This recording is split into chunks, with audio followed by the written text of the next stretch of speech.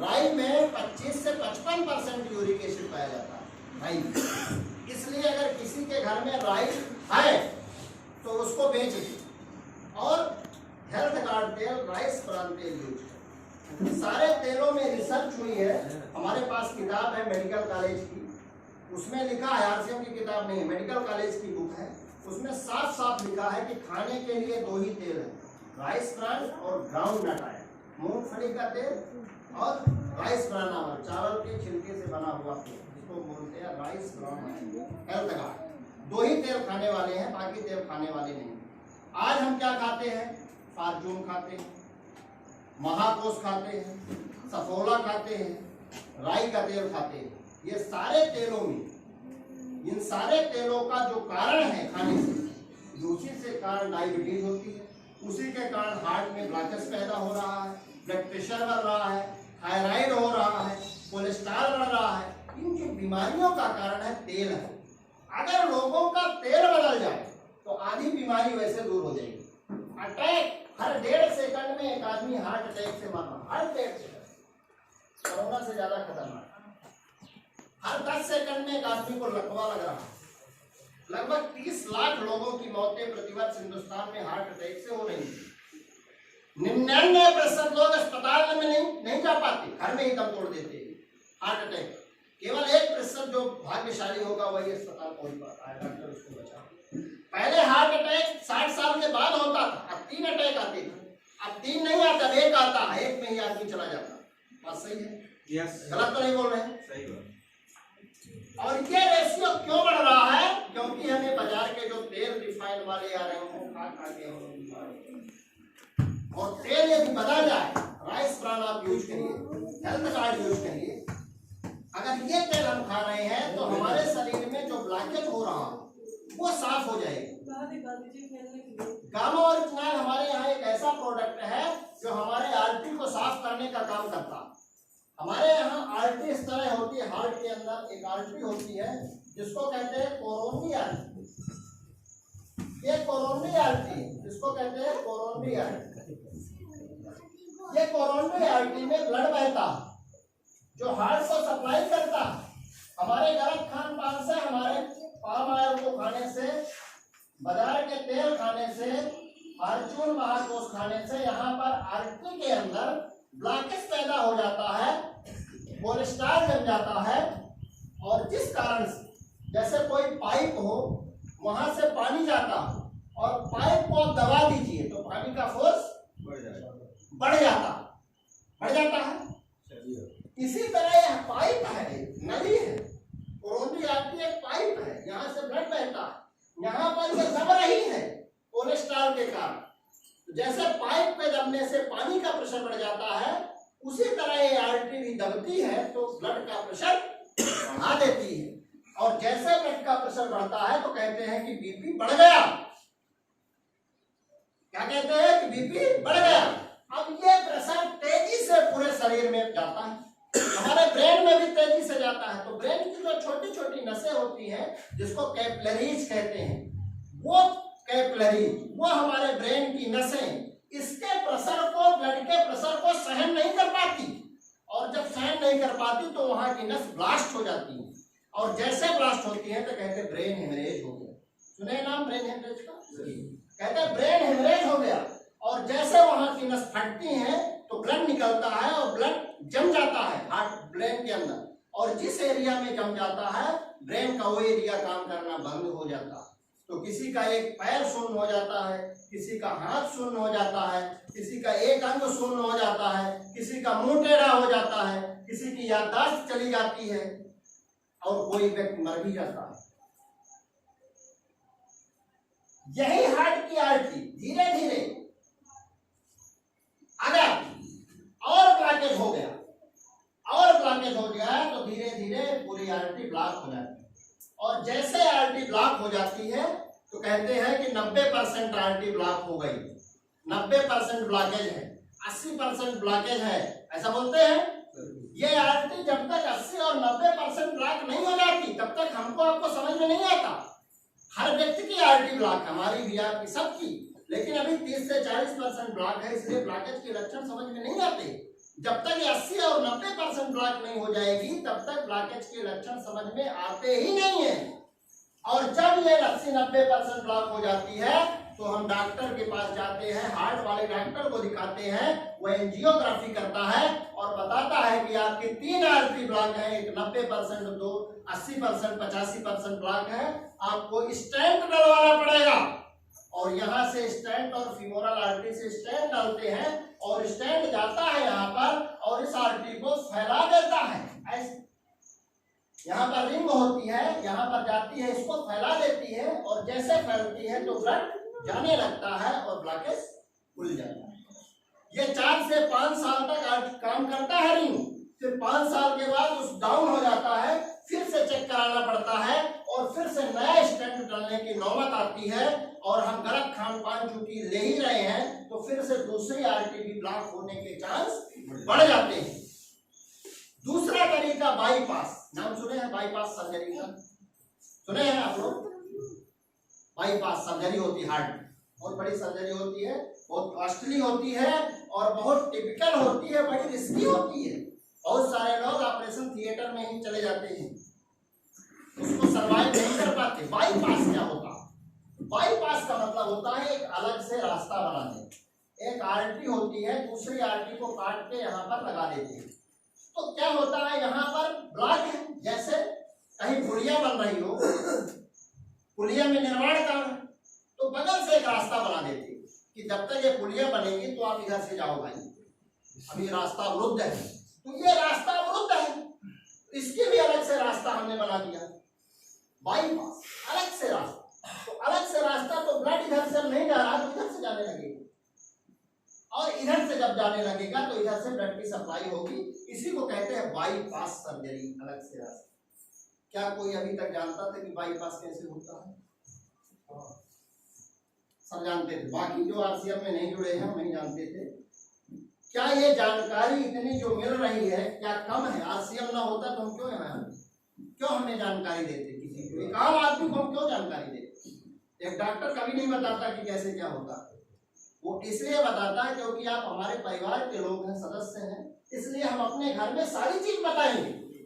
क्योंकि हमारे बताने से अगर किसी का हार्ट अटैक रुक गया तो हमें लगता है कि हमारा परिवार सुरक्षित हो गया, और इसको हम एक परिवार मानते हैं। 30,000 लोगों का हमारा परिवार, इसको हम परिवार मानते हैं। और अगर वहां पर कोई घटना हुई, कोई दिक्कत हुई तो हमको उसी तरह पीड़ा होती है जैसे हमारे घर में होती है। अपने यहाँ गामा ओरिजिनल आता है, ये चावल के छिलके से बनता है। पहले के लोग क्या करते थे, चावल धान होती थी, धान को मिट्टी का एक वो बनाते थे चटवा, उसमें डाल के दलते थे तो लाल लाल चावल निकलता है, याद है? उसका जब चावल बनाते थे तो कितना टेस्टी रहता था, लग रहा था कि इसमें घी पड़ा। आज कोई उससे डरता है धान, अब मेल में डालते हैं। मेल में क्या होता है, धान को डालते हैं, कहते हैं बढ़िया सफेद धान रहना चाहिए, चावल कहीं लाल दिखना नहीं चाहिए। जो लाल चीज थी वही थी राइस ब्रान, वही थी गामा ओरिजिनल, वो ओरिजिनल था। आज ओरिजिनल हम कना के साथ चला जा रहा है, धान के छिलके के साथ चला जा रहा है, उस चावल में ओरिजिनल रहता नहीं है। ओरिजिनल इस ब्लॉकेज को घोलने का काम करता था। जो हमारे खान पान से ब्लॉकेज होता था उसको ये घोल देता था, डिजॉल्व कर देता था, जिससे ब्लॉकेज नहीं होता था, लोगों को हार्ट अटैक नहीं आता था पहले के समय। अब लोगों का सिस्टम बदल गया, मेल में दरवाते हैं और वो सब ब्लॉकेज वगैरह इसीलिए बढ़ रहे हैं क्योंकि वो जो असली चीज थी चावल में वो बाहर चली गई। और वो चावल का जो कना है ट्रक में लोड होके जाता है पंजाब, और वहां एक स्थान है धुरी जहां उस कने को पेर के तेल निकालते हैं। हम अभी फैक्ट्री घूम के आए और उस तेल को ही राइस ब्रान तेल कहते हैं, चावल के छिलके से बना हुआ तेल, और वही हेल्थ गार्ड तेल खाते हैं तो ब्लॉकेज नहीं होता। और उसी तेल से कैप्सूल बनती है चावल के छिलके से ही, और ये आयुर्वेदिक है, कोई साइड इफेक्ट, कोई नुकसानदायक नहीं है। ये कैप्सूल क्या करती है, इस ब्लॉकेज को बाइल एसिड में कन्वर्ट करती है और शरीर के बाहर निकालती है, तो भविष्य में उसको ब्लॉकेज होगा ही। मतलब पहले से जो कोलेस्ट्रॉल जमा है उसको साफ कर दो। आर्टरी को सफाई करने का काम ये गामा ओरिजिनल करता है और तेल करता है, जिससे भविष्य में ब्लॉकेज नहीं होगा, हार्ट अटैक नहीं होगा। समझ में आ रहा है? दूसरा हमारा गामा ओरिजिनल काम करता है पैनक्रियाज में जाता है, डायबिटीज वालों में। पैनक्रियाज में जो बीटा सेल्स होते हैं वो इंसुलिन को निकालने का काम करते हैं। बहुत सारे लोगों के बीटा सेल्स सो जाते हैं, सुषुप्तावस्था में पड़े हुए हैं, तो जब सो रहे हैं तो काम कैसे करेंगे? कोई व्यक्ति सोता है तो काम करवा सकते हैं, उसको जगाना पड़ेगा तब वो काम करेगा। तो ये बीटा सेल्स को जगाने का काम करता है गामा ओरिजिनल। और जब बीटा सेल्स जग जाते हैं, एक्टिवेट हो जाते हैं, तो इंसुलिन निकालते हैं, और जैसे इंसुलिन निकलता है तो शुगर कंट्रोल हो जाता है, डायबिटीज नहीं होती। ये दूसरा काम गामा ओरिजिनल करता है। तीसरा गामा ओरिजिनल काम करता है कोलेस्ट्रॉल का जो निर्माण होता है लीवर में होता है, फैट का निर्माण लीवर में होता है। लीवर में एक एंजाइम होता है जिसका नाम है HMG कोरिडक्टेज एंजाइम। मेडिकल टर्मिनोलॉजी है, हो सकता है कि समझ में ना आए, लेकिन वो समझने की जरूरत नहीं, बोल रहे हैं आप सुनिए, सब समझ में। HMG कोरिडक्टेज एंजाइम को कम कर देता है, और जैसे कम करता है तो अच्छे कोलेस्ट्रॉल का निर्माण तो होता है, लेकिन बुरा कोलेस्ट्रॉल जो हार्ट अटैक कराने वाला कोलेस्ट्रॉल है, जो डायबिटीज कराने वाला कोलेस्ट्रॉल है, उसका निर्माण ही कम हो जाता है। तो दो काम किया, पहले से जो जमा था उसको बाहर निकाल दिया, दूसरा नया बनने नहीं दिया, तीसरा डायबिटीज वालों का डायबिटीज कंट्रोल करता है। चौथा काम, लोग बात दुखी हैं, तनाव में हैं, लोगों को टेंशन है, नींद नहीं आती। अभी सरिता जी कह रहे थे हमको नींद नहीं आती, टेंशन में है, कोई ना कोई लोगों को चिंताएं हैं, किसी को बच्चे की चिंता, किसी को फैमिली की चिंता, किसी को नौकरी की चिंता, किसी को खेती की चिंता, किसी को कोई ना कोई चिंता है जिससे लोगों को नींद नहीं आती। तो एक हार्मोन रिलीज कराता है जिसका नाम होता है एंडोर्फिन हार्मोन। एंडोर्फिन हार्मोन खुशी का हार्मोन होता है, प्रसन्नता का हार्मोन होता है। कहते हैं आदमी खुश है, प्रसन्न है, हंस रहा है, तो उसको जल्दी बीमारी नहीं पकड़ती। ये एक हार्मोन रिलीज कराता है जिससे आदमी खुश रहता है, प्रसन्न रहता है, तो बहुत सारी बीमारी उसको उसके शरीर में आने ही नहीं देती।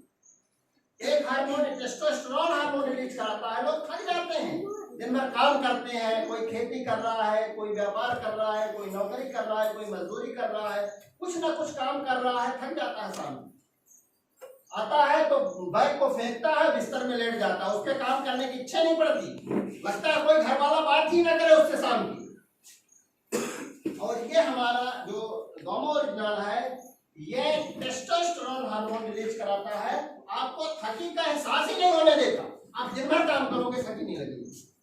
ये इस तरह से काम करता है डायबिटीज के लिए, ब्लड प्रेशर के लिए, थायराइड के लिए। थायराइड जिनका TSH बढ़ रहा है, TSH बढ़ रहा है, जिसको हाइपोथायराइडिज्म कहते हैं, अगर किसी का TSH बढ़ रहा है और गामा ओरिजिनल उसको खा रहा है TSH की दवाई के साथ, किसी की 100 mg की दवाई चलती है, 3 महीने बाद उसकी 75 mg में कन्वर्ट हो जाएगी, फिर 3 महीने खाएगा तो 50 mg में आ जाएगी। धीरे धीरे 1 साल में थायराइड की दवाई बंद हो जाएगी।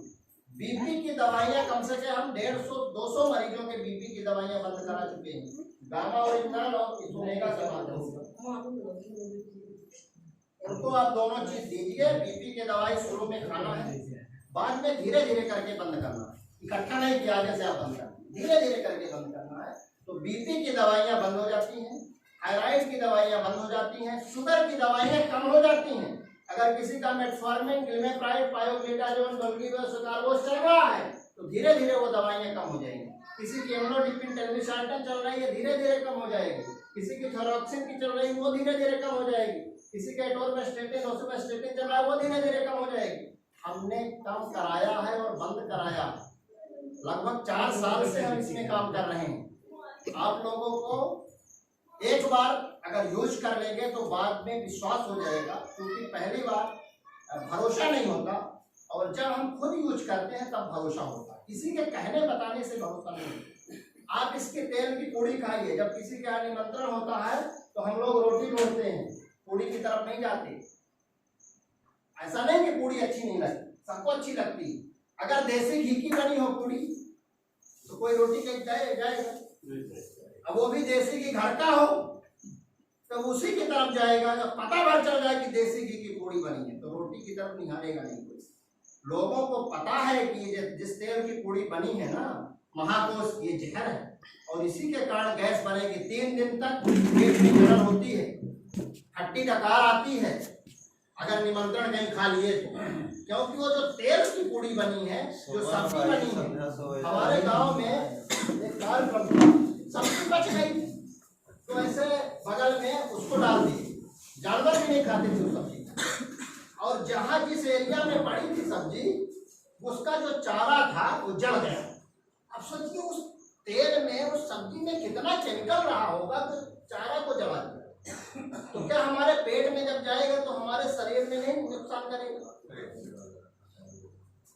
तो इसलिए हमारे यहाँ हेल्थ गार्ड की जो तेल आता है बहुत महंगा नहीं है, 170 रुपये लीटर है। बाजार में भी लगभग इसी रेट में आते हैं। इस रेट का तेल बाजार में आता है सफोला टोटल।